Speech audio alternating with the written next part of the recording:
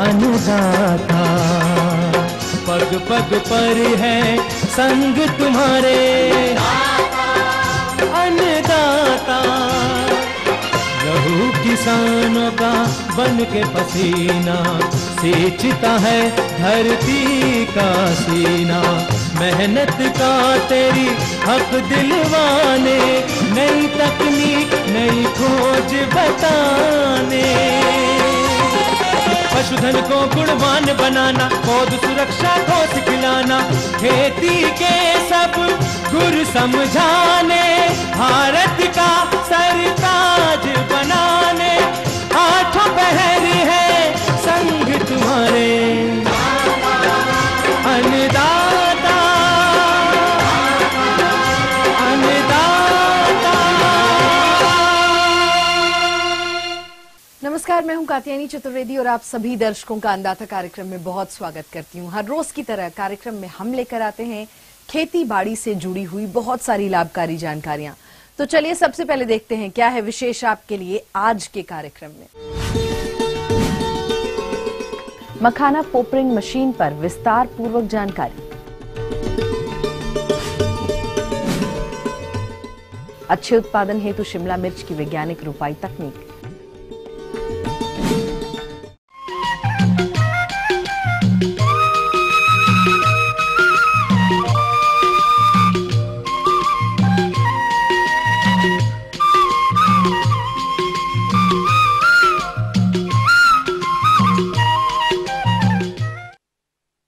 मखाना की खेती हमारे प्रदेश में बड़े पैमाने पर की जाती है और फिलहाल इसकी कटाई का समय चल रहा है।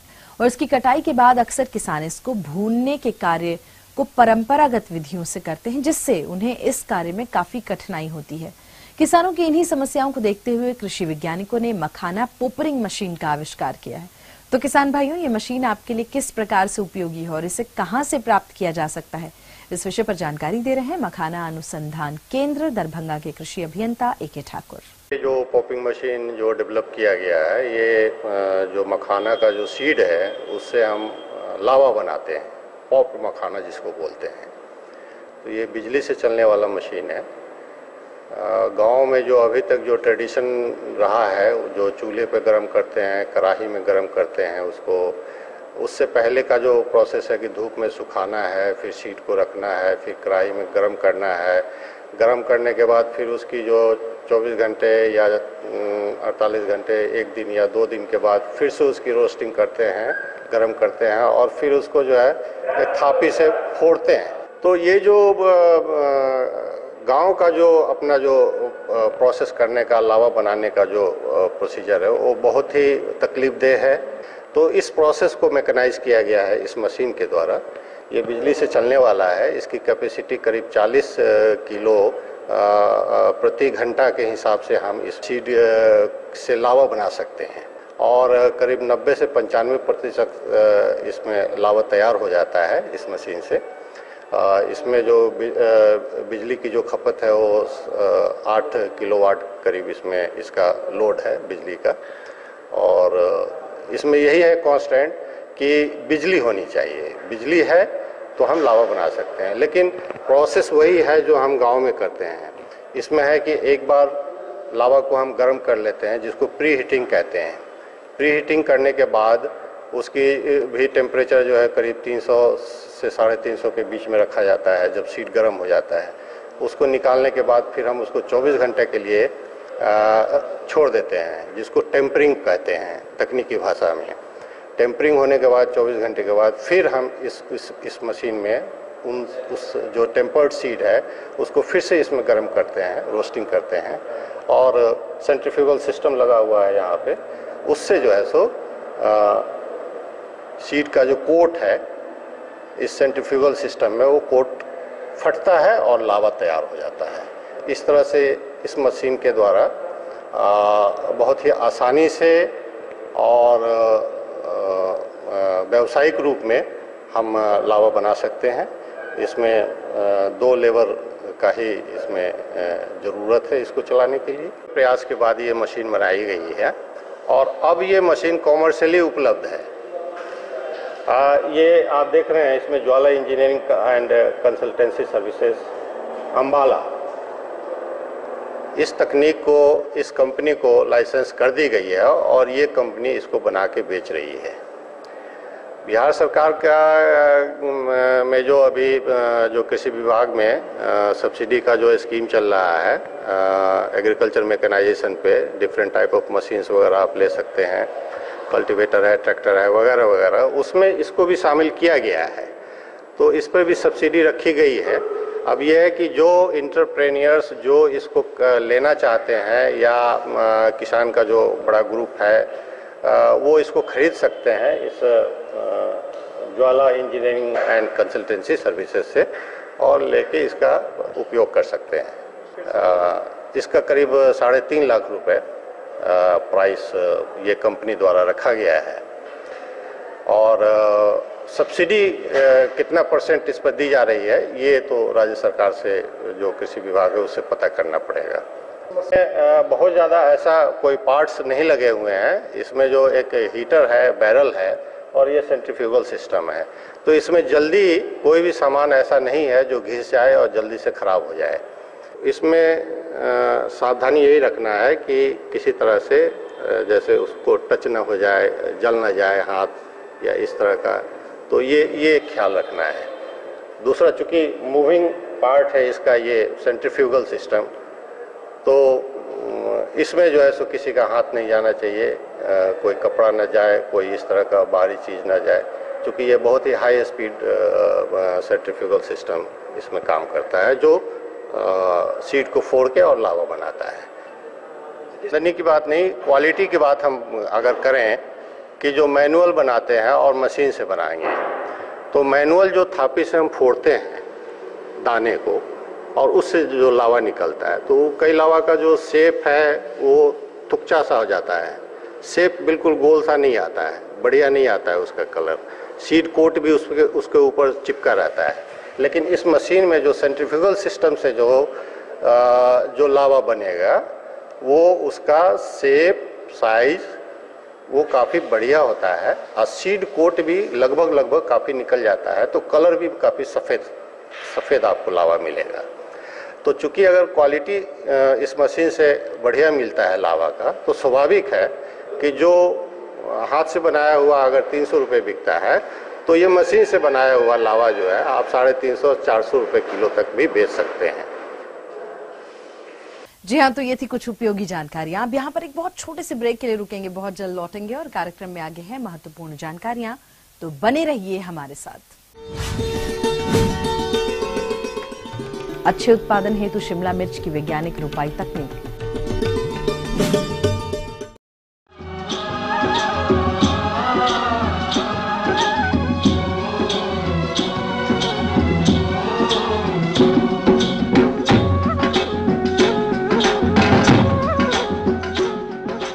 ब्रेक के बाद आपका एक बार फिर से बहुत स्वागत है अन्नदाता कार्यक्रम में। बढ़ते हैं अपनी अगली प्रस्तुति की ओर।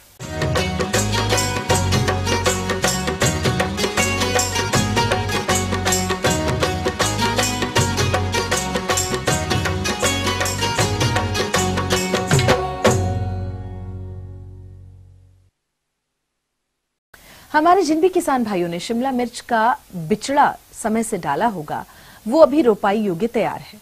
तो किसान भाइयों, अच्छे उत्पादन के लिए आप इसकी रोपाई कैसे करें, इसकी जानकारी देने के लिए हमारे बीच मौजूद हैं एक विषय विशेषज्ञ डॉक्टर अजय सेन। इस मौसम में सब्जियों की खेती प्रमुख रूप से की जाती है, उसमें खास करके इस पूरे क्षेत्र में जो है शिमला मिर्च लगाने का कार्य जो है किसान भाइयों ने शुरू कर दिया है।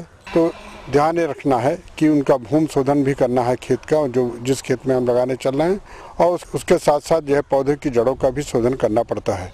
तो जिस खेत में किसान भाइयों को शिमला मिर्च लगाना है, और उनको ध्यान ये रखना चाहिए उस खेत के अंदर एक तो कीटनाशक दवा से जो है उसका शोधन करें और दूसरा फफूंदीनाशक से जो है शोधन करें। तो ये ध्यान रखना है कि जैविक रसायन के रूप में बेवेरिया बेसियाना भी आ रही है और साथ में जो है ट्राइकोडर्मा भी आ रही है। बेवेरिया बेसियाना जो आता है वो जो है कीटनाशक के रूप में प्रयोग किया जाता है, उसकी 2.5 किलोग्राम मात्रा 60 से 75 किलोग्राम सड़ी हुई गोबर की खाद में मिला करके और पानी का छिड़काव करने के बाद पॉलीथीन शीट से ढक देते हैं और 10-12 दिन के बाद जो है मित्र फफूंदी उसके ऊपर पनप जाती जाती है। इसी तरह से ट्राइकोडर्मा का भी जो है खाद बना लेते हैं, और लेकिन ये ध्यान रखते हैं कि बेवेरिया बैसियाना का प्रयोग पहले करेंगे और उसके बाद ट्राइकोडर्मा का प्रयोग करेंगे। और दोनों ये जो जैविक रसायन हैं इनका प्रयोग करते वक्त किसान भाइयों को ध्यान रखना है कि सायंकाल के समय उसका प्रयोग करें। तो इस तरीके से उसका बखेर करके पूरे खेत में जो मिला देना चाहिए। साथ ही साथ किसान भाइयों को हमारे ये चाहिए कि खेत के अंदर जब शिमला मिर्च लगाने चल रहे हैं या मिर्च लगाने चल रहे हैं,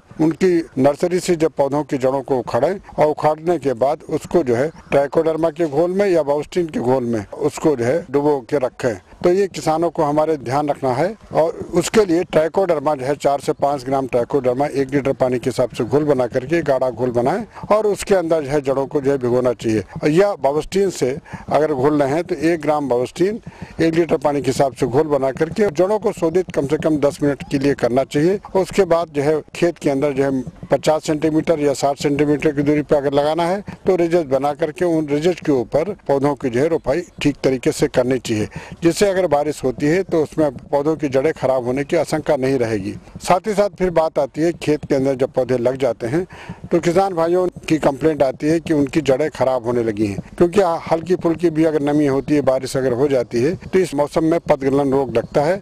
उसके लिए किसान भाइयों को ध्यान में रखना चाहिए कि पतगलन रोग खास करके देखा गया है जमीन के हिस्से से जो पौधा के हिस्सा जो लगा हुआ होता है वहीं से वो कट करके गिरने लगता है। तो उसके लिए बावस्टिन या जो कार्बनडाजिम दवा है उसकी 1 ग्राम मात्रा 1 लीटर पानी के हिसाब से घोल बना करके काश्तकारों को और पौधे को ऊपर से नहलाते हुए जड़ों तक है उसको जो भिगोना चाहिए, और ये काम 10-12 दिन के अंतराल पर 2 बार करना चाहिए।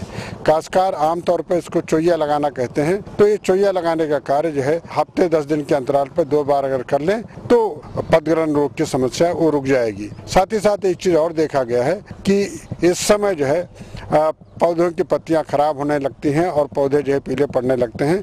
तो किसान भाइयों को ये चाहिए कि कॉपर ऑक्सीक्लोराइड जो दवा है उसकी 3 ग्राम मात्रा 1 लीटर पानी के हिसाब से घोल बनाएं, और साथ में एक सिस्टमिक इंसेक्टिसाइड रोगार है या मेटासिस्टाक है, इनमें से कोई भी दवा ले लें, उसकी 1 से 1.5 ml मात्रा 1 लीटर पानी के हिसाब से घोल बना करके और उसका छिड़काव 10-12 दिन के अंतराल पर पौधों के ऊपर करते रहेंगे तो पौधों के ऊपर रस चूसने वाले कीड़े या पत्तियां जो पीली पड़ रही हैं फंगस की वजह से, उनकी रोकथाम होती रहेगी और पौधे जो है स्वस्थ रहेंगे।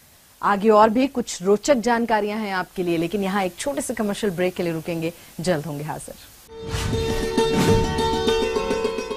धान की फसल में झूठा कंडवा रोग का समेकित प्रबंधन।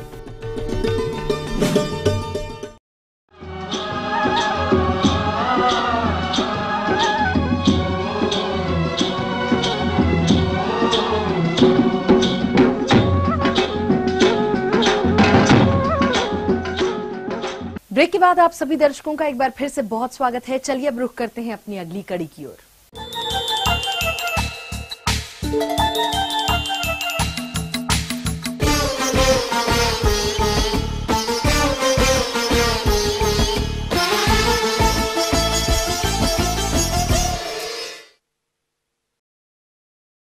तो हमारे जिन भी किसान भाइयों ने समय से धान की रोपाई की होगी वो फसल अभी पुष्पन और बाली बनने की अवस्था पर होगी, जिसमें समय कंडवा रोग का प्रकोप होता है।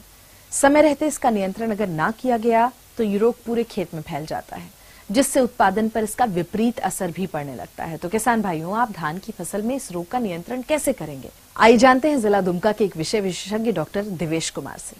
किसान भाई, अभी आप अपने खेत में धान लगा लिए हैं और धान की स्थिति अब यह है कि फूटने पर कई जगह तो फूट चुके हैं, बाली निकल चुके हैं या दूध की अवस्था में है। तो अभी इस समय जिसमें बाली निकलता है और निकल गया होता है उसमें एक आभासी कण जिसको फॉल्स स्मट ऑफ पैडी कहा जाता है।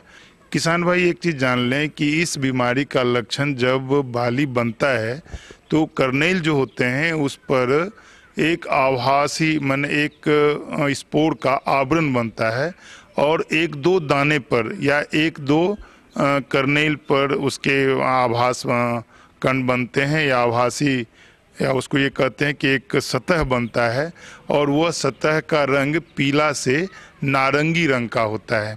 पहले शुरू में 1-2 दाने पर बनते हैं, उसके बाद पूरे बाली भर जाता है और वो हवा के झोंकों से या जो किसान उस बाली के आसपास से गुजरते हैं, उसके शरीर से जो एक वेव निकलता है या जो हवा का झोंका निकलता है, उससे स्पोर स्वस्थ बाली पर चला जाता है और फिर वह दूसरे बाली पर आवरण बनाना शुरू कर देता है। शुरू में पीला से नारंगी रंग का, फिर बाद में भूरा काला रंग का हो जाता है। और आप बोलचाल की भाषा में ये जानें कि ये गोबर के रंग का बाद में ये दिखाई देता है। तो किसान भाई, इस तरह का लक्षण यदि आपके खेत में दिखाई देता है तो आपको सचेत हो जाना चाहिए, जिसमें किसी एक बाली पर एक दो दाने पर आवरण इस तरह का दिखाई दे तो उस बाली को सावधानी पूर्वक आप इन्वेलप, चाहे वो पॉली बैग हो या कागज का इन्वेलप हो, उसके ऊपर आप ढक दें और बाली के गर्दन को पकड़ के उस इन्वेलप पर झुका दें और कैंची से, ब्लेड से या कोई भी चाकू से काटकर उसको इकट्ठा कर दें। एकत्रित प्रभावित बाली को गड्ढे में डाल दें। तत्पश्चात कॉपर ऑक्सीक्लोराइड नामक फफूंद, उसका 3 ग्राम, जो बाजार में ब्लैटॉक्स 50 के नाम से भी मिलता है, कॉपर ऑक्सीक्लोराइड का 3 ग्राम प्रति लीटर पानी में घोल बनाकर लगभग 1 एकड़ यदि प्रक्षेत्र है, खेत है, तो उसमें 300 लीटर पानी लगभग आपका लगेगा। और वो यदि 1 हेक्टेयर में है और एक ही प्लॉट है तो वो 700 से 800 लीटर या आप मान लें 1000 लीटर मैक्सिमम पानी लगेगा। 1000 लीटर में आप 3 ग्राम का एक करें तो 3 केजी लगभग ब्लैटॉक्स लगेगा या कॉपर ऑक्सीक्लोराइड लगेगा। उसको स्प्रे कर दें और फिर सुविधा अनुसार या आवश्यकता अनुसार फिर 10 से 12 दिन या 15 दिन के अंतराल पर दूसरा स्प्रे जरूर करें। यह ध्यान रहे कि जो प्रक्षेत्र पर यह बीमारी परिलक्षित हुआ या दिखाई दिया, उस प्रक्षेत्र के बीज को अगले वर्ष आप पुनरावृत्ति ना करेंगे या फिर बीज के रूप में इस्तेमाल नहीं करेंगे। बीज को तो बिना उपचारित किए हुए आप नहीं लगाएंगे, बीज उपचारित करके ही एग्रोसान जीएन से उपचारित करें या फिर बेबिस्टिन से उपचारित करें या थिराम से उपचारित करें। एग्रोसान जीएन या थिराम से करेंगे तो 2.5 प्रति ग्राम प्रति केजी बीज के दर से, बेबिस्टिन से करेंगे तो 1 से 1.5 ग्राम प्रति केजी बीज के दर से उपचारित करके लगाएंगे तो आपका बीज चरा स्वस्थ होगा। टॉलरेंट वैरायटी आप लगाएं जो अनुशंसित वैरायटी है। प्रिकॉशन लें, बीज को उपचारित करके लगाएं, अनुशंसित प्रभेद लगाएं। शुरुआती दौर में जो लक्षण दिखाई देता है तो उसको काट के खेत के बाहर जला दें या गाड़ दें। फिर ब्लैटॉक्स 50 का 3 ग्राम प्रति लीटर पानी में घोल बनाकर उसको स्प्रे करें।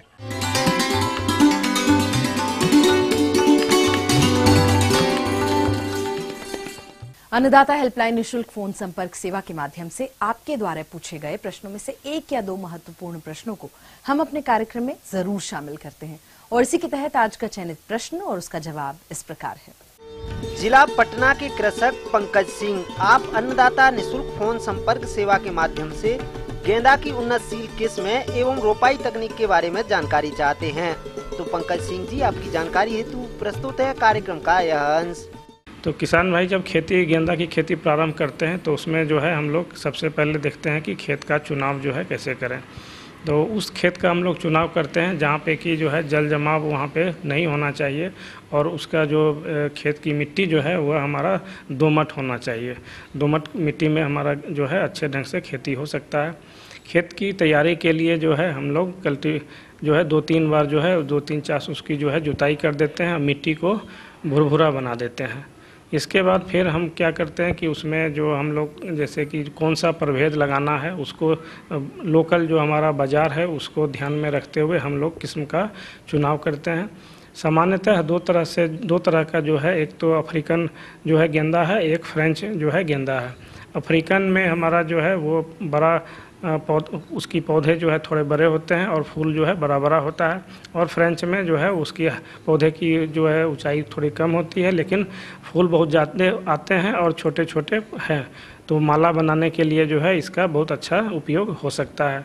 तो लोकल जो मार्केट है, बाज़ार है, उसके मांग के अनुरूप जो है किस्म का किसान भाई चुनाव कर सकते हैं। इसमें पूसा बसंती है, पूसा नारंगी है, ये सभी जो है प्रभेद मुख्य रूप से बिकते हैं। इसके बाद जब हम जो है खेती करने जाते हैं तो सर्वप्रथम खाद और उर्वरक की जो है बात आती है।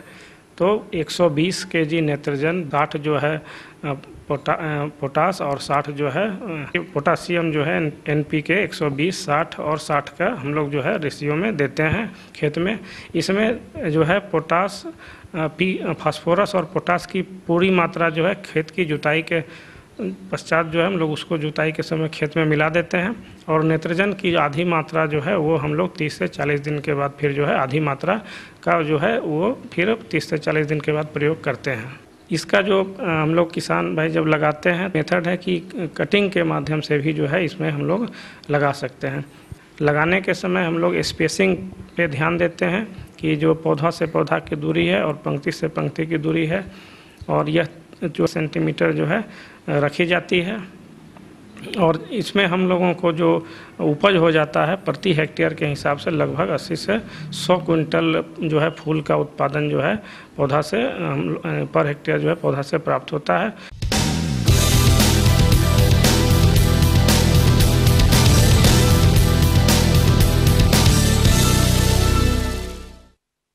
राज्य की विभिन्न मंडियों में कृषि उत्पादों के चढ़ते और उतरते बाजार भाव की संक्षिप्त जानकारी इस प्रकार है।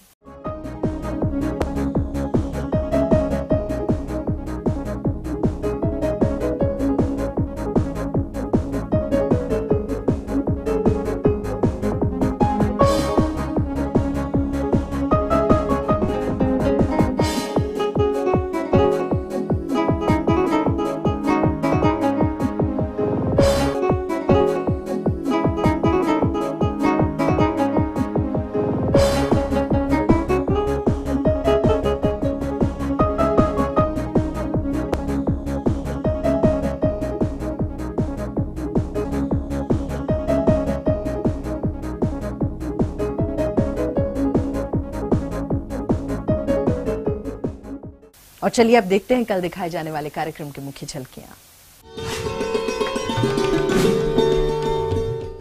गन्ने की अधिक उपज देने वाली किस्में और वैज्ञानिक बुआई तकनीकी।